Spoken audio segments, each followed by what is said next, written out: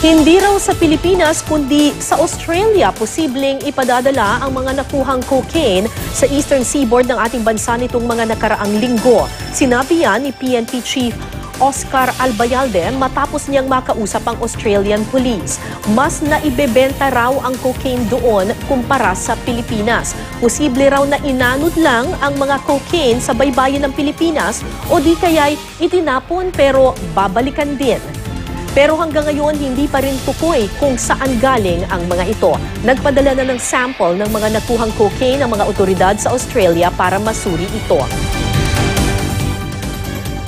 Ang Pilipinas is nasa below na pinaka number 14 from below ang use ng cocaine dito sa atin. Kung shabu yan, pwede pa siguro.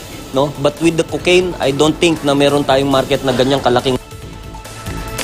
Simula ika-10 ng Pebrero, umabot na sa mahigit 100 kilo ng cocaine ang natagpuan sa iba't ibang lugar sa eastern seaboard ng bansa mula Aurora, Quezon, Camarines Norte, Camarines Sur, Dinagat Islands, Davao Oriental, Surigao del Norte at Surigao del Sur.